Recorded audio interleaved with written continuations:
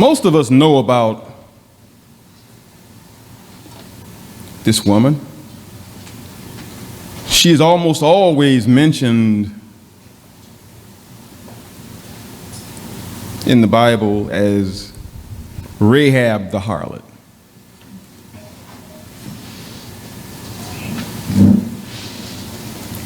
Today's title, The Faith of a Harlot.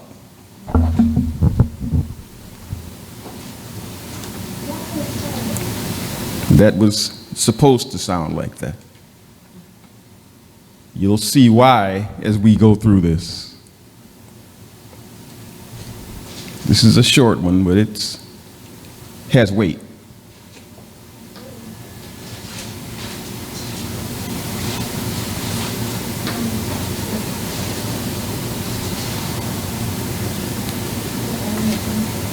She was a harlot, but that's not all.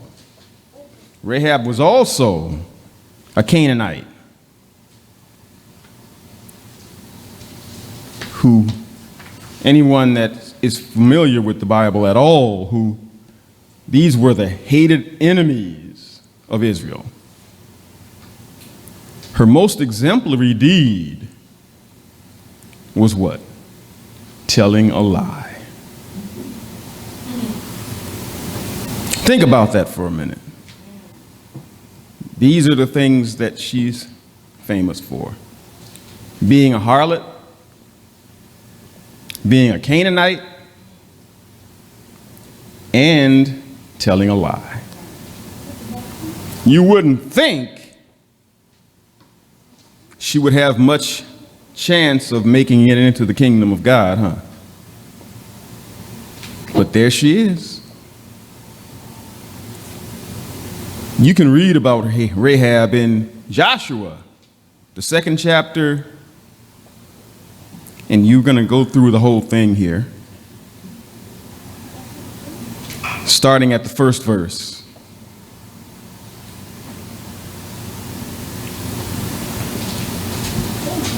Then Joshua, son of Nun, secretly sent 2 men from Acacia Grove as spies, saying, "Go, view the land, especially Jericho."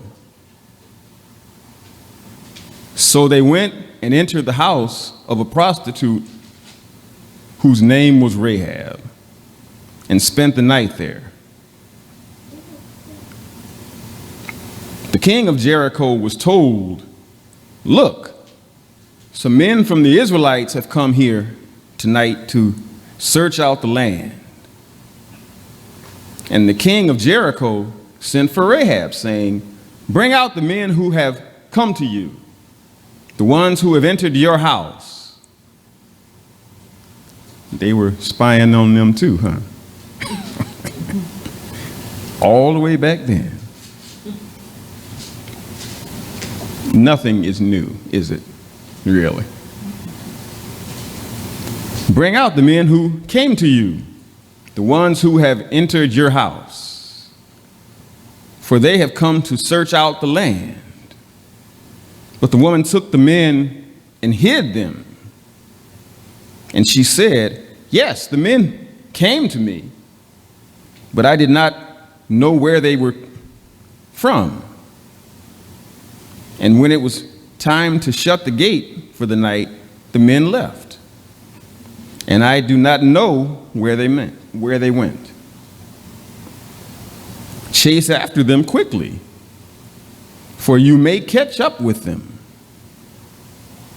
But she had taken them to the roof and hidden them in the stalks of flax that she had spread out on the roof. So the men chased after them on the way to the Jordan at the fords. And they shut the gate behind them, the pursuers that had gone out after them. Before they went to sleep, she came up to them on the roof and said to the men, "I know that Yahweh has given us the land, and that dread of you has fallen on us, and that all of the inhabitants of the land melt away in fear because of your presence. For we have heard how Yahweh dried up the waters of the Red Sea before you went out from Egypt. And what then did they to the two kings of the Amorites that were beyond the Jordan, Sihon and Og, whom you utterly destroyed? We heard this, and our hearts melted, and no courage was left in anyone because of your presence. Your Yahweh, for Yahweh, your Elohim, is God in the heavens above and on the earth below. So please swear to me by Yahweh, because I have shown loyalty to you, and you will also show loyalty to my family. You must give me a sign of good faith, and you will spare my father and my mother, my brothers and sisters, and all that belongs to them. You will deliver our lives from death. And the men said to her, our lives for yours? If you do not report this business of ours, we will show you loyalty and faithfulness when Yahweh gives us the land. Then she lowered them with a rope through the window, as her house was on the outer side of the wall, and she was residing on the wall. And she said to them, go to the mountain, so that the pursuers will not find you, and hide yourselves there 3 days until the pursuers return, and afterward you may go on your way. The men said to her, we will be released from this oath of yours that you made us swear. When we come to the land, you must tie this scarlet cord in the window through which you let us down. And you must gather your father and mother and your brothers and your whole family to your house. If anyone goes outside the doors of your house, they will be responsible for their own deaths, and we will be innocent. Anyone who will be with you in the house, we will be responsible for their death if a hand is laid on them. But if you report this business of ours, we will be released from our oath that you made us swear. And she said, according to your word, it will be. Then she sent them away. And they went, and she tied the scarlet cord in the window. God does things in a very simple way. Always. That is one of the marks of who you're dealing with. This is very much the same thing he did in Egypt to save his people. They spread blood on the lintels of the house, and anyone that stayed in the house, he passed over. Same thing here. Verse 22. They departed and came to the mountain, and they stayed there 3 days until the pursuers returned.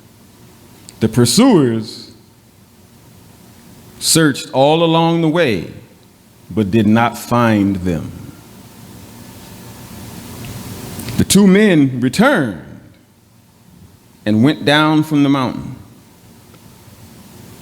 and they crossed over and came to Joshua of Nun, and they told him everything that happened to them.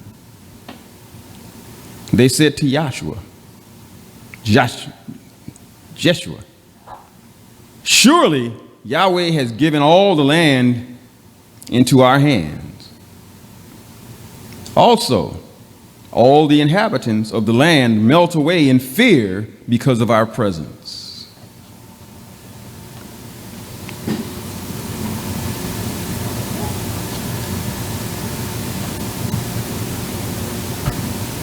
Go on to Joshua, the sixth chapter. And again, we will go through the whole thing, starting at the first verse. Now Jericho was shut up inside and out because of the presence of the Israelites. No one was going out or coming in. And Yahweh said to Joshua, look, I am giving Jericho into your hand, its king and its soldiers of its army. You will march around the city, all the warriors circling the city once. You will do so for 6 days. And 7 priests will bear 7 trumpets of ram's horns before the ark. On the 7th day, you will march around the city 7 times, and the priests will blow on the trumpets.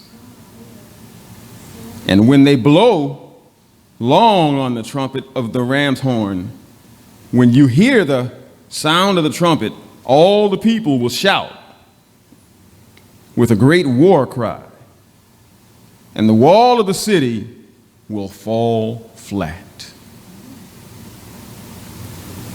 And the people will charge, each one straight ahead. So Joshua of Nun summoned the priests and said to them, take up the ark of the covenant, and let 7 priests carry the trumpets of the ram's horns before the ark of Yahweh. And he said to the people, go forward and march around the city, and let the armed men pass before the ark of Yahweh. And when Joshua said to the people, the 7 priests carrying the 7 trumpets of ram's horns before the presence of Yahweh went forward, and they blew the trumpets. And the ark of the covenant of Yahweh followed behind them. And the armed men went before the priests who blew the trumpets. And the rear guard came after the ark while they were blowing the trumpets. But Joshua commanded the people, saying, you will not shout, and you will not let your voice be heard. A word will not go out from your mouth until the day I say to you, shout.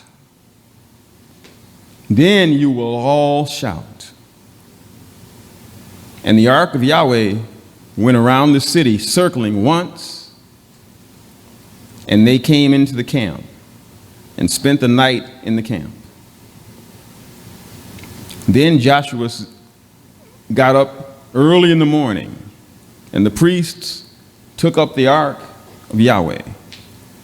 The 7 priests carrying the 7 trumpets of the ram's horns before the ark of Yahweh went on continually, and they blew the trumpets. and the armed men went before them. And the rear guard came after the ark of Yahweh, while the trumpets blew continually, and they marched around the city once on the second day, and they returned to the camp. The people inside that camp were confused, I bet you. What are they doing? They march around the city once and then stop. The next day they do it again. What are they doing out there?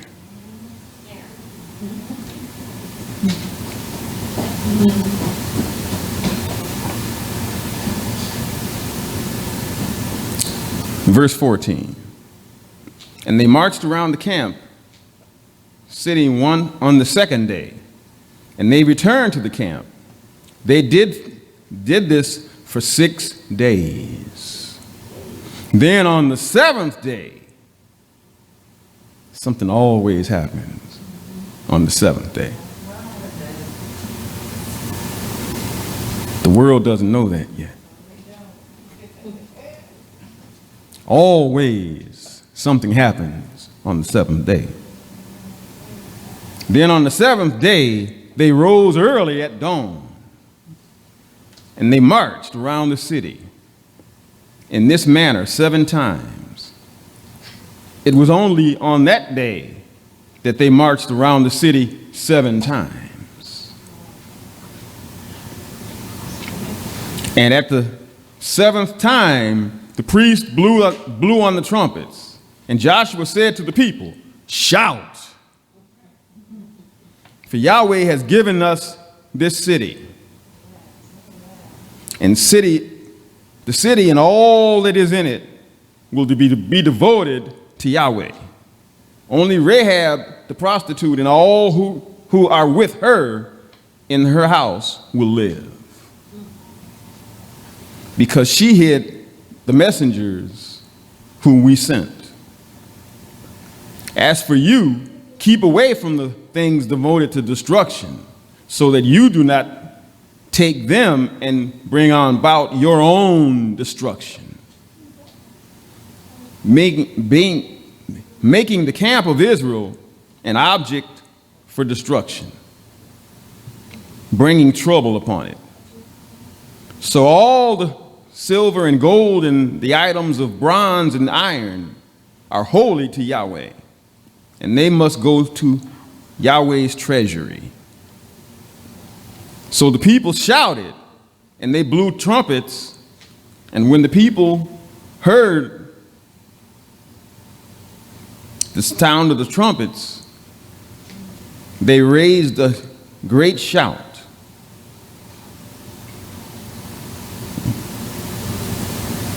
And the wall fell flat. This is why they never had a chance to conquer Jericho. Who knew the wall would be fallen that quickly and that easily?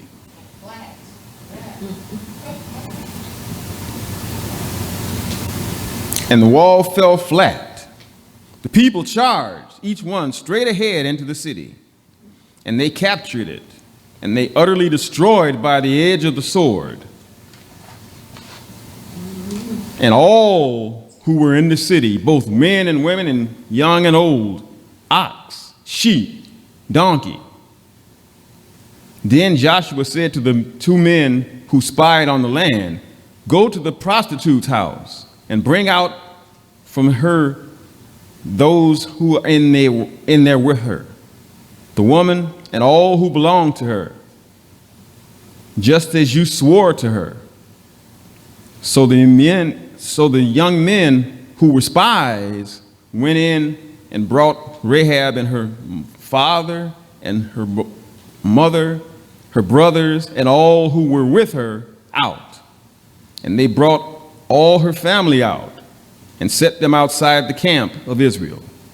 And they burned the city and all that was in it with fire.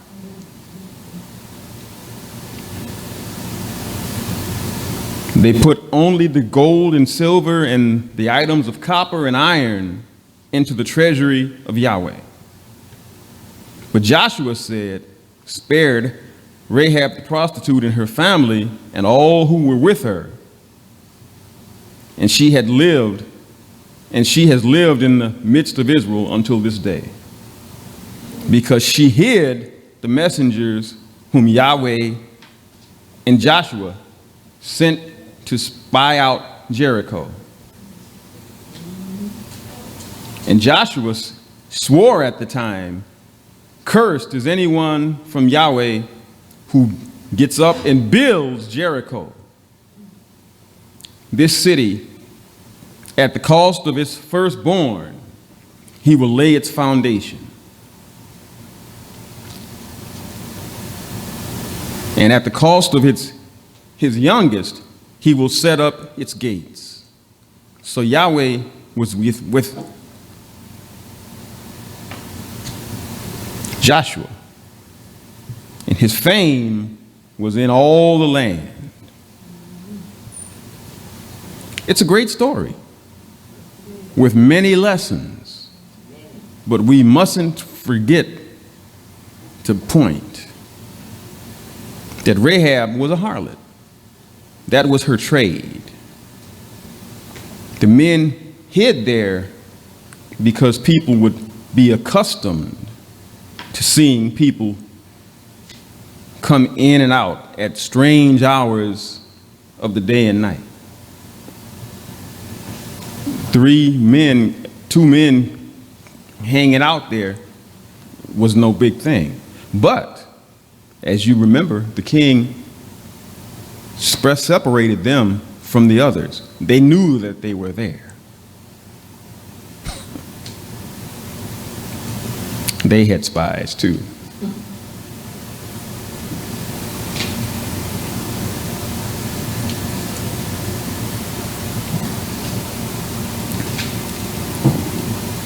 The men hid all night.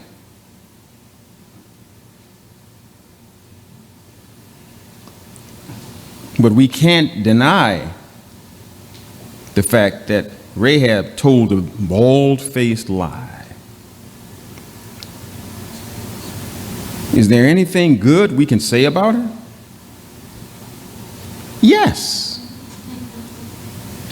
She kept her word to Yahweh. A lesson, big lesson in that for all of us. We have to keep our word that we went down into that water and came up.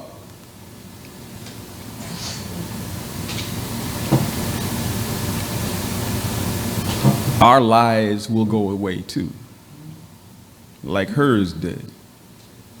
Our whoredom too will go away, like hers did, if, and she didn't, go back to it.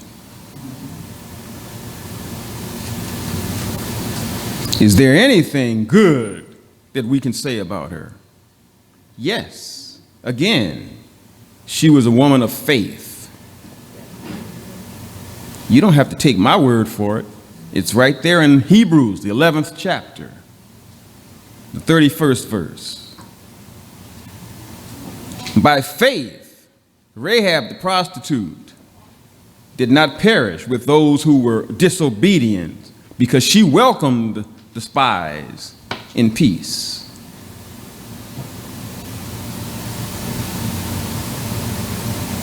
She was a believer, but one who repented. And as we saw earlier, she made a deal with the men of Yahweh and kept it. That's what we have to do. Many people are intimidated by Yeshua Messiah. They hook them up with all of this religious stuff, paraphernalia, big sanctuaries, stained glass, beautiful choirs singing, pipe organs and stuff, formal prayers and all of that. when they look at the trappings in all their glory, they are intimidated by all that. To many in the world today, Yeshua seems too good to be true. But as we have seen many times, we project onto others our innermost thoughts about ourselves. This is why at so many points in his story, if you feel me,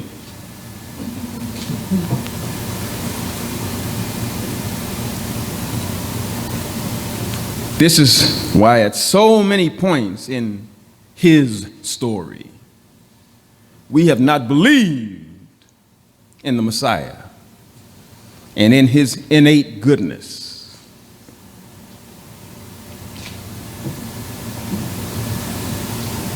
His genealogy is in the Bible to let us know that he had a background a lot like yours and mine.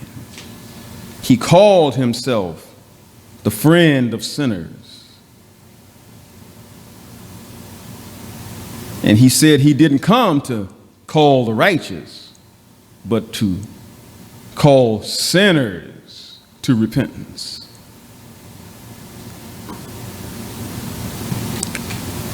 One of those genealogies is in Matthew, the first chapter. And I don't intend to go through all this.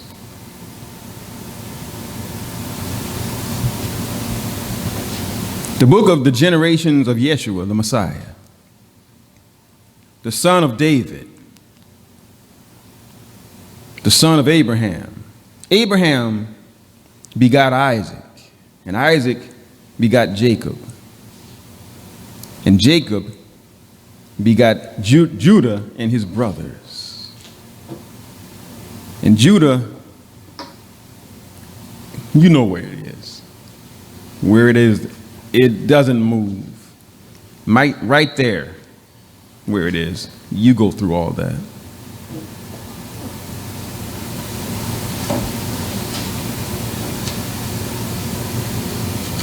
The Son of Man has come to seek the lost, as it says in Luke, the 19th chapter, the 10th verse.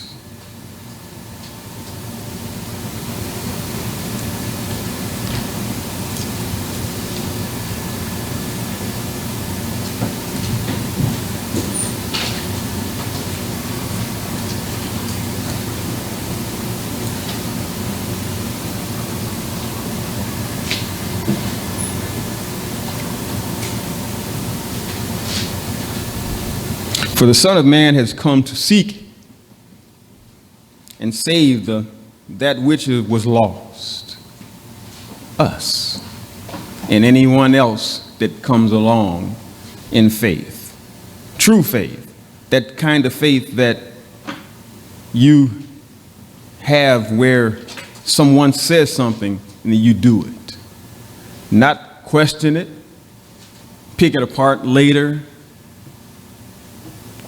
on, you move into it in such a way that it says something else to you because that's what you want to do.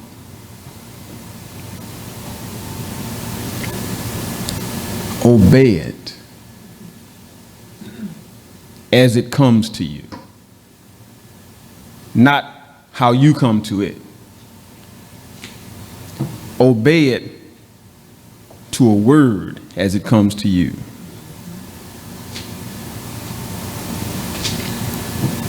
That same grace that Rahab experienced is now available to the world through this Yeshua, the Messiah.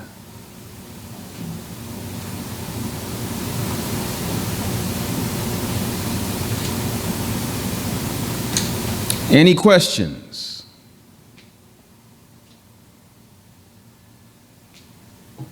Anyone have any questions?